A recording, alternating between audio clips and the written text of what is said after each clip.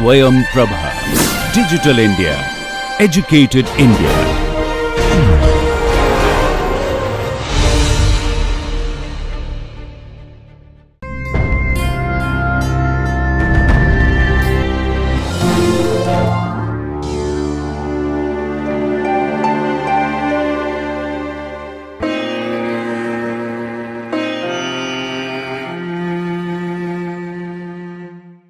Welcome, dear learners. This is a video for the subject of education, and it is intended for the course of Bachelor's in Education. The paper is Child Development and Learning, and this is a particular module on behavioral learning theories. In this particular lecture, we are going to discuss on Skinner's learning theory, and the presenter is Professor Jassim Ahmed. The course coordinator of this particular video is Dr. Iram Khan from Jamia Millia Islamia, New Delhi. She is also the academic expert or reviewer for this video. The presenter or subject matter expert is Professor Jassim Ahmed. He belongs to Jamia Millia Islamia, New Delhi. And this video is produced under the project DTH Swayam Prabha channels of MHRD, New Delhi. Hello, dear learners. I am Professor Jassim Ahmed from IASE Faculty of Education, Jamia Millia Islamia. Today I am going to deliver a lecture on the topic Skinner's learning theory. And through this discussion and deliberation, we will try to put some light on behavioristic approach of learning, and we'll discuss the experiment conducted by B.F. Skinner. We will also discuss the meaning of operant behavior and operant conditioning theory of learning. We will also discuss during the lecture about the implications of Skinner's theory of operant conditioning in classroom learning, and also we will discuss the critique of operant conditioning theory of learning. So friends, we have already discussed about Pavlovian theory of classical conditioning and trial and error theory of learning. And so, first of all, we will try to put some light on behavioral learning theory. As we have already discussed, that behavioral learning theory is primarily concerned with observable behavior as opposed to internal events like thinking and emotions. Behavioral approach of learning focuses on change of behavior, modification of behavior, or bringing enduring change in the behavior of the learners. It is basically an attempt to create SR connection, SR bond between the stimulus and response and the formation of habit among the learners. There is no importance or place of reasoning, logic, thinking, cognition, and other mental processes in behavioral approach of learning. Practice and repeated efforts are the center of learning in this approach of learning. Here in this approach, we also find that there is more concern with observable stimulus response behaviors, and states all behaviors are learned through SR bond, association, and interaction with environment. Now friends, before we discuss about Skinner's operant conditioning theory of learning, let us try to know B.F. Skinner. B.F. Skinner was an American psychologist, a behaviorist, an author, an inventor, and a social scientist. He was professor of psychology at Harvard University, USA from 1958 to 1974. He is considered as the most influential psychologist of the 20th century. Skinner is regarded as the father of operant conditioning. His work was based on Thorndike's law of effect, according to which behavior that results into feeling or earning the pleasure or satisfaction is likely to be repeated and thus finally learned. Contrary to this, the behavior that is followed by unpleasant consequences or displeasure is less likely to be. Skinner introduced a new term into the Thorndike's law of effect, which is known as reinforcement. Behavior which is reinforced tend to be repeated, that is strengthened, and the behavior or responses which is not reinforced tends to die out or be extinguished or weakened. Now friends, try to understand respondent and operant behavior. According to Skinner, there are two types of responses. one which is elicited on the presence of a specific stimulus or cause. These responses are called respondent behavior, or these behavior which is elicited because of the presence of a particular stimulus are called respondent behavior. For example, if food is present, only then saliva will be secreted. If some action is there, only then some reaction is observed. If you touch certain hot objects, your fingers are automatically withdrawn or are automatically pulled out. So in all these three cases, you find that particular stimulus is present, and because of that, particular response is observed. Similarly, when you listen to music, you enjoy, you entertain yourself. So listening to the music is basically a stimulus, and enjoyment of, the feeling of enjoyment is your response. Similarly, when we watch some of our favorite games, we entertain ourselves.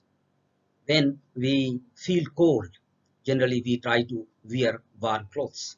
And in all these cases, we find that a particular stimulus are present, and because of those stimulus, there are certain kind of responses are given by the individual. The second type of behavior are the behavior which is elicited without the presence of a specific stimulus or cause. These types of behavior are called operant behavior. Means the behavior which is not because of a particular or a specific stimulus. The behavior is being shown or reflected in its own way without the presence of a particular stimulus, a particular cause. And so there is no any particular or specific cause behind that particular behavior. All these type of behavior are called operant behavior. And for example, when we move our legs when we are sitting, we move our legs when we are lying on the bed, we generally move our hands sitting on chair, and all these type of movements are basically operant responses or operant behavior. Similarly, many children give random responses, and behind those responses there is no any certain specific stimulus. All these responses are basically operant behavior or operant response. So in a nutshell, operant is a set of acts that constitute an organism's doing something. The consequence of the act is important and decides the fate of the act, whether to be repeated or withdrawn. Now friends, try to understand the arguments put forth by Skinner. Skinner was opposed to the idea that there is only response when the stimulus is present. So a stimulus creates responses. If there is no stimulus, there is no response. This was the basic idea, and the shared idea about in those days. Skinner opposed this idea of no stimulus, no response mechanism in the elicitation of behavior. He thought that there may be responses without a specific stimulus or cause, and if there are positive responses, we may condition them for learning, as we often manipulate the things in the environment with own initiative, that is, in the absence of any specific stimulus. So it is not essential that a stimulus is always present for certain kind of activity. The organism operates on the environment, and in turn the environment responds to the activity. Depending upon the responses of the environment, the behavior will be maintained, repeated, or avoided. So Skinner was focused on operant behavior. His entire experiment and his entire theory of learning is based upon operant responses or operant behavior. He was very much interested to study and to conduct experiment on operant behavior, and he was trying to find out ways to strengthen the positive behavior of the learner and weaken the negative behavior of the animal on which he was experimenting. So in front of Skinner, basically you can see in the diagram that operant behavior may be of two types only. The first one, those behaviors which are accepted by the society, accepted by the community, and appreciated by the society. So all these are basically positive, operant or positive behavior, you can say. And the other type of operant behavior may be the negative one, which is not liked by the society, which is not acceptable by the society, by the community, by the family member. Means those behavior which are avoidable in nature are basically negative behavior. So the challenge before the Skinner was how to strengthen the positive behavior and how to weaken the negative behavior. And for that, Skinner, through his experiment, gave the idea of positive reinforcement, negative reinforcement, and punishment, about which we will be discussing in the preceding slides. Now try to understand what is operant conditioning. Operant conditioning is a kind of learning process whereby a response or operand is made more probable or more frequent by reinforcement. It helps in the learning of operant behavior, the behavior that is not necessarily associated with the known stimuli. Or it is also known as R-type conditioning, as we have discussed in the case of, Pavlovian conditioning. A stimulus was more important, and so the conditioning which was done in Pavlovian classical conditioning is known as S-type conditioning. But here in this case of Skinner, where operant conditioning is being done, operant behavior is being strengthened, means the response is more important, and so this is called as R-type conditioning. And this particular operant theory of learning and operant conditioning also focuses and give us a direction that we should give children, the learners, free space and freedom to emit or evoke their responses and try to find appropriate response and fix them, condition them for learning. So, friends, now try to understand what was the experiment of Skinner. Skinner, in 1948, studied operant conditioning by conducting experiments using animals like rat pigeon, which he placed in a Skinner box, which was similar to the Thorndike's puzzle box with some modification. So, friends, now discuss the Skinner's experiment. Skinner used a Skinner box in his experiment. You can see in the diagram, this is the Skinner box, and you are also looking at the rat there in the Skinner box. This rat is basically hungry, and the task for a Skinner was to teach this rat how to press the lever and how to get the food. So the main purpose of the experiment was to train the rat to make the rat learn how to press lever so that he can get food to quench his hunger. You can also see in the picture that there is a lever on one side in the Skinner box, and there is food container next to the lever. You can also see in the diagram that food pallet to drop the food into the container is present, and there is also provision of shock generator, that is a kind of electric current, so that the discomfort being felt by the rat can be removed and can be provided in a sequence.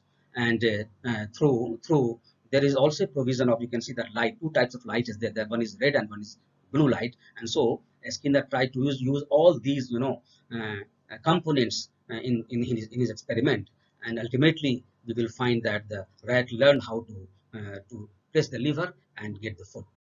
So in this experiment, a rat was put into the Skinner box, and the rat was hungry, and in search of food, the rat moved here and there to get food, but food was not available.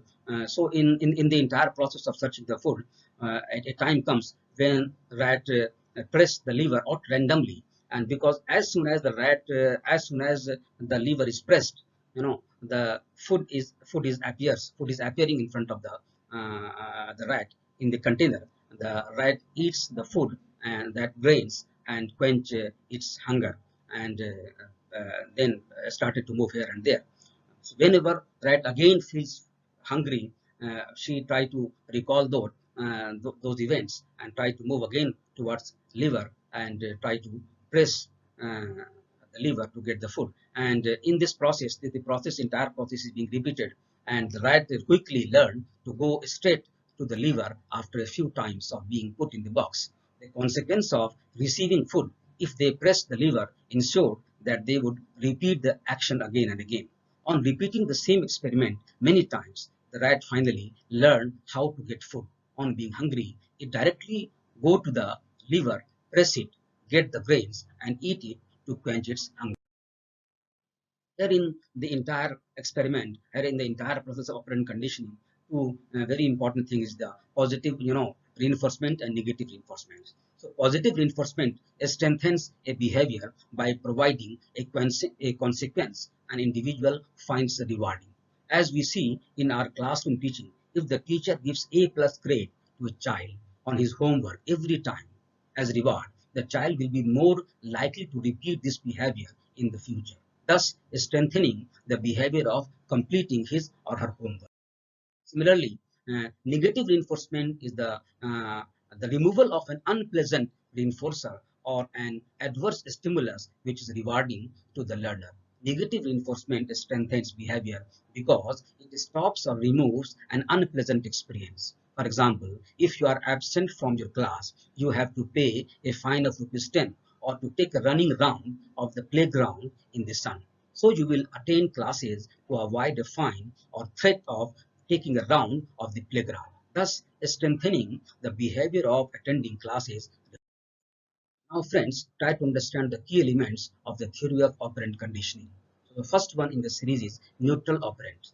Responses from the environment that neither increase nor decrease the probability of a behavior being repeated are called as neutral operant, which was not the concern of B.F. Skinner in his experiment.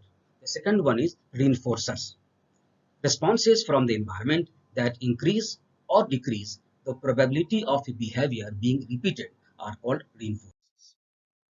And these are of two types. One is positive reinforcement and the other one is negative reinforcement. So positive reinforcement increase the probability and frequency of positive behavior, whereas negative reinforcement decrease the frequency and probability of negative behavior and at the same time increase the probability of desirable behavior or responses.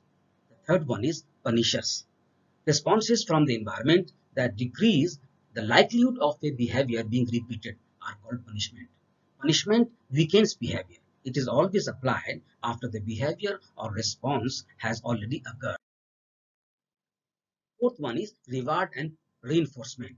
A reward is something which has value to the person giving the reward, but may not necessarily be of value to the person receiving the reward. Whereas a reinforcer is something which benefits the person receiving and so results in an increase of a certain type of behavior. That's why the Skinner is talking about reinforcement and not about reward. So friends, now try to differentiate between negative reinforcement and punishment. We have been, observing that many of the students are having problem in differentiating between these two terms. So try to understand it properly. Reinforcement tells you what to do, whereas punishment only tells you what not to do. So the direction you can understand. Whereas punishment is given after the negative behavior or response has occurred, whereas negative reinforcement is given prior to the response, that is on the probability of an undesirable response or behavior. Punished behavior is not forgotten, it is just suppressed for a time being. It may return when punishment is no longer present or exists. Similarly, punishment causes increased aggression. It shows that aggression is a way to cope with problems. Then it is also to be noted that punishment creates fear that can generalize to undesirable behavior. For example, fear of a school, fear of teacher, fear of subject, etc. Next one is schedules of reinforcement. It is very important in terms of learning and in terms of shaping the behavior of the learner.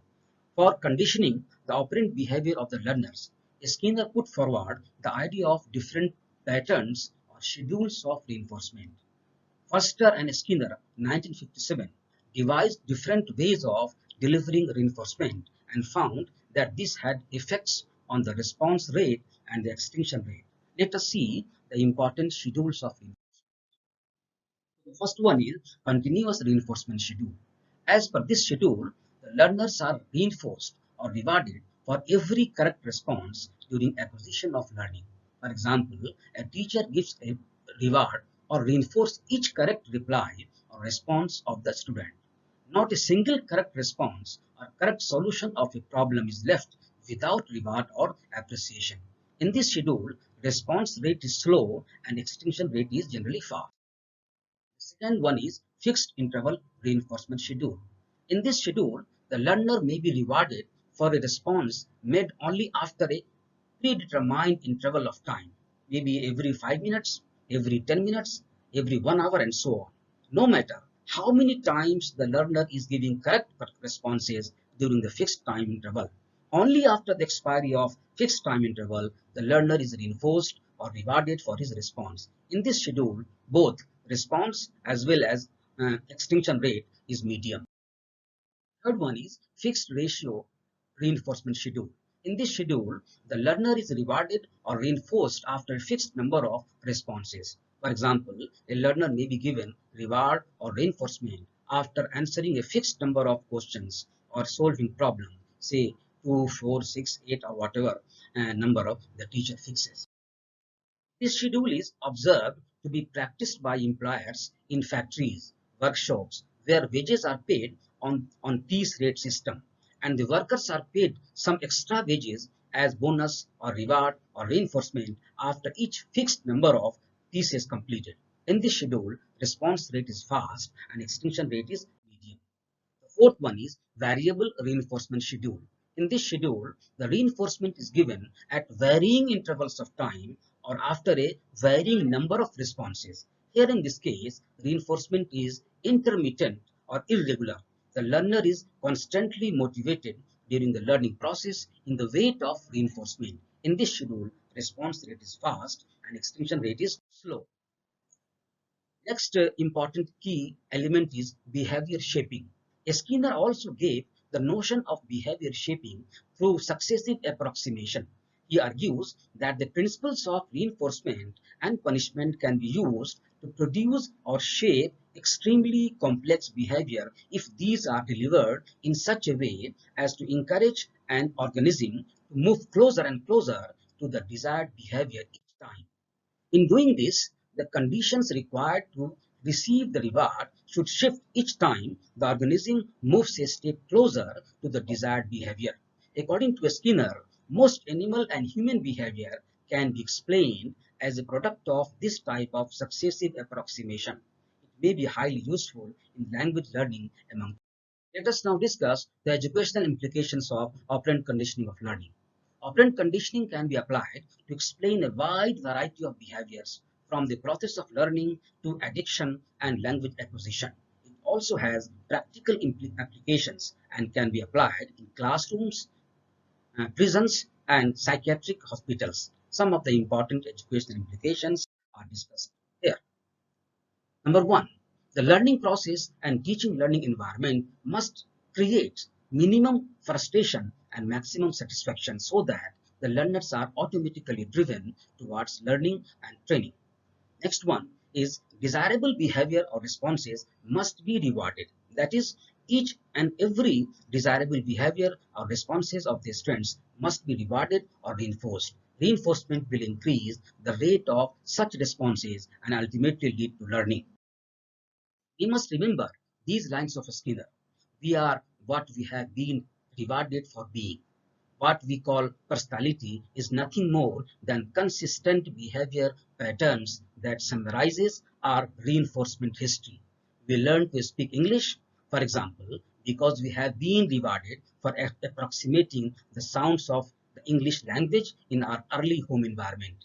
If we happen to be brought up in a Japanese or a Russian home, we would learn to speak Japanese or Russian because when we approximately sound in that language, we would have been attended to or rewarded in some other way.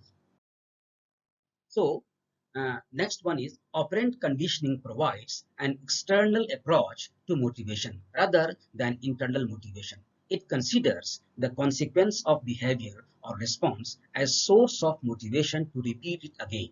Getting food is reinforcing rat or pigeon to behave or respond in a particular way. In other way, knowledge of correct response is reinforcing the learner. Secondary reinforcers like verbal praise, positive facial gesture, and body language, feeling of success, good marks, satisfactory grades, prizes, medals, opportunity to do the work of one's own choice, all these constitute good motivator. Teacher must do proper planning of the schedules of reinforcement as the theory of operant conditioning lays stress on the importance of schedules in the process of reinforcement of behavior. As the theory advocates, we should avoid punishment for unlearning the undesirable behavior and for shaping the desirable behavior. Punishment proves ineffective in the long run.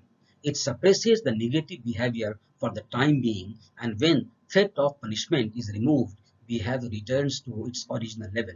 Hence, theory of operant conditioning suggests rewarding the appropriate behavior and ignoring the inappropriate behavior for its gradual extinction.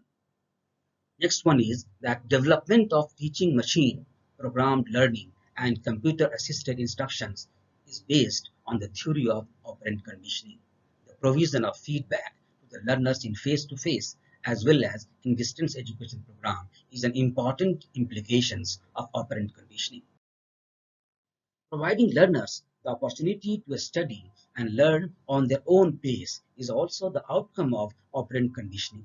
It is also one of the most important attributes of its distance education program and program learning. The curriculum should provide children ample space for free thinking, questioning, activity, experiments to emit or evoke their responses, and teachers must reinforce the positive behavior for their learning and development. Now, friends, let's discuss the critics of operant conditioning of learning. Operant conditioning fails to consider the role of inherited and cognitive factors in learning, and thus it is an incomplete explanation of the learning process in human. For example, Kohler found that primates often seem to solve problems in a flash of insight rather than be trial and error learning. Similarly, social learning theory of Bandura suggests that humans can learn automatically through observation rather than through personal experience, and Vygotsky's social constructivism suggests that human learns through social interaction. According to some of the psychologists, we cannot generalize from studies on animals to humans as their anatomy and physiology is different from humans, and they cannot think about their experiences and invoke reason, patience, memory, or self-comfort. So we find that a Skinner theory of operant condition is also mechanical in nature, as we had already discussed in the case of classical conditioning and trial error theory of learning. And so the entire focus, in this particular operant conditioning is shifting from S-type conditioning to R-type conditioning. There is no much stress on cognitive abilities and cognitive functions of the learners. Hence, human cognitive potential is not given proper heed in this particular theory of learning. Friends, now let us summarize what we have discussed in the entire lecture. We have discussed about the respondent behavior, those behavior which are evoked because of some prior stimulus, whereas there are another type of behavior which are elicited in absence of any particular behavior, and the focus of a Skinner experiment is on operant behavior. These operant behavior may be positive in nature, that is acceptable by the society, by the community, by the family, and the operant behavior may be negative in nature, which is not acceptable by the family member and by the society. Skinner tried to strengthen the positive behavior through the process of reinforcement.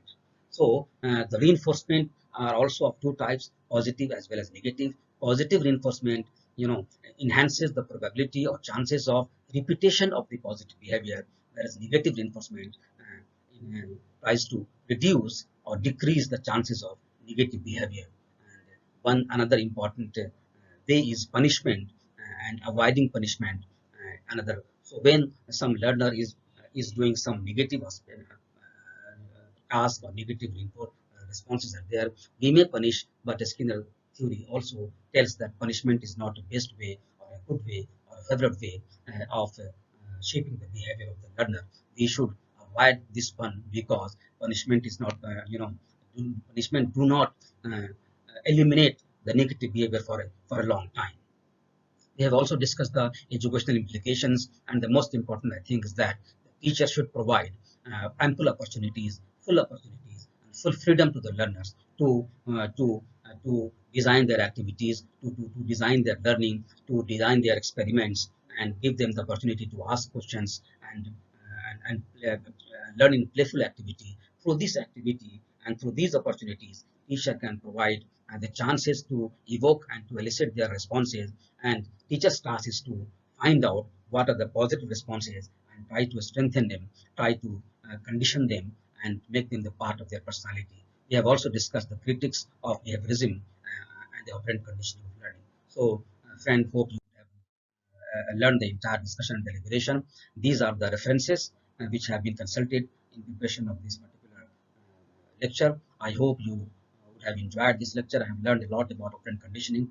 Thank you so much. Hope to see you in the next presentation. Thank you. Thank you. I extend my thanks to Professor Jasim Ahmed for this wonderful discussion.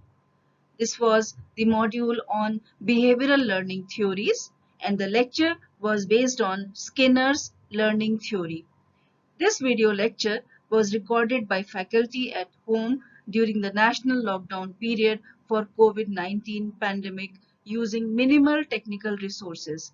Technical errors, if any, are unintentional and may please be ignored. For any queries with regard to this lecture or broadcast, kindly send your email to techsupport@dth.ac.in. Thank you.